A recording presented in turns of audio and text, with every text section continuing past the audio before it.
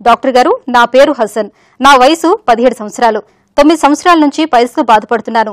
నేను ఆపరేషన్ చేయించుకోవాలని అనుకుంటున్నాను, కానీ శాశ్వత పరిష్కారం లేదని తెలిసిన వాళ్ళు అంటున్నారు. ఇది నిజమేనా?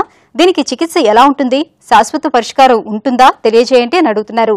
ఈ ప్రశ్నకు గ్యాస్ట్రోఎంట్రాలజిస్ట్ డాక్టర్ శ్రీకాంత్ గారు సమాధానం అందిస్తారు. ఈ పైల్స్ ప్రాబ్లం రావడానికి మెయిన్ కారణం ఏంటనేది తెలుసుకున్నట్లయితే దాని ట్రీట్మెంట్ మనకు ఈజీగా సులువుగా అర్థమవుతుంది. పైల్స్ రావడానికి ముఖ్య కారణం మోషన్ ఫ్రీగా అవ్వకపోవడం. అట్లీస్ట్ 100 మంది పేషెంట్స్లో 80 నుంచి 90% అంటే 80 to 90% పేషెంట్స్కి పైల్స్ ఉన్న వాళ్ళకి కాన్స్టిపేషన్ వల్ల ఈ ప్రాబ్లం వస్తూ ఉంటుంది. కాన్స్టిపేషన్ అంటే మలబద్ధకం, మోషన్ ఫ్రీగా అవ్వకపోవడం. సో మోషన్ ఫ్రీగా అవ్వకపోవడం వల్ల ఏమవుతుందంటే ఈ మోషన్ అయ్యే రంధ్రం దగ్గర ప్రెషర్ ఎక్కువ పెరుగుతుంది. ప్రెషర్ ఎప్పుడైతే పెరిగిందో అక్కడ రక్తనాళాలు ఉబ్బుతాయి. మోషన్ అయ్యే రంధ్రం దగ్గర మోషన్ ఫ్రీగా అవ్వకపోవడం వల్ల ప్రెషర్ పెరిగి రక్తనాళాలు ఉబ్బుతాయి. వాటినే మనం పైల్స్ అంటాం.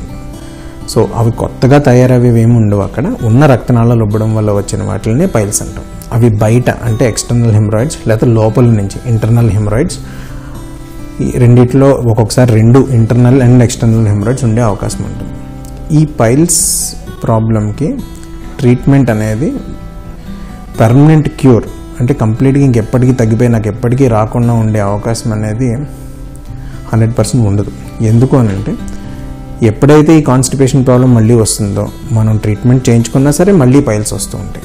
So unless we treat constipation అంటే ఆ మలబద్ధకాన్ని, ఆ మోషన్ ఫ్రీగా అవ్వకపోవడాన్ని ట్రీట్ చేయకుండా ఓన్లీ పైల్స్ని ట్రీట్ చేసుకున్నట్లయితే ఈ ప్రాబ్లం మళ్ళీ వచ్చే అవకాశం ఉంటుంది.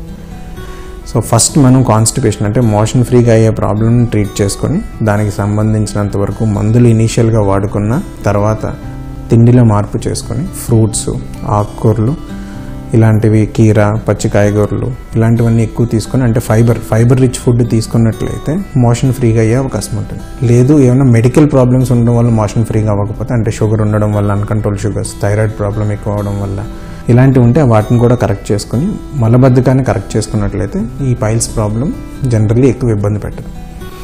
పైల్స్ ఉన్న వాళ్ళల్లో మళ్ళీ దాంట్లో డిఫరెంట్ స్టేజెస్ ఉంటాయండి. గ్రేడింగ్ అంటాం. 1, 2, 3, 4 అంటాం ఇంటర్నల్ పైల్స్ వాళ్ళకి.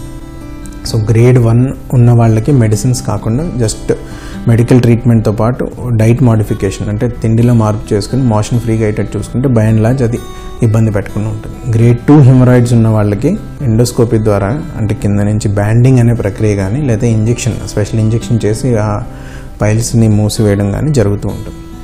గ్రేడ్ 3, గ్రేడ్ 4 అంటే లోపల నుంచి పైల్స్ బయటికి వచ్చేసినట్లయితే జనరల్లీ అవి మెడిసిన్స్ ద్వారా తగ్గే అవకాశం తక్కువ, వాళ్ళకి సర్జరీ అవసరం ఉంటుంది. కాకపోతే ఒకటి గుర్తుపెట్టుకోవాల్సింది ఏంటంటే మెడికల్ ట్రీట్మెంట్ తీసుకున్నా, సర్జరీ చేయించుకున్నా, వేరే ఏ ఇతర ట్రీట్మెంట్లు తీసుకున్నా, ఆయుర్వేదం కానీ, homeopathy, allopathy A type of treatment తీసుకున్నా కాన్స్టిపేషన్ అంటే మలబద్ధకాన్ని ట్రీట్ చేయనంత వరకు ఈ ప్రాబ్లం మళ్ళీ వస్తూ ఉంటుంది.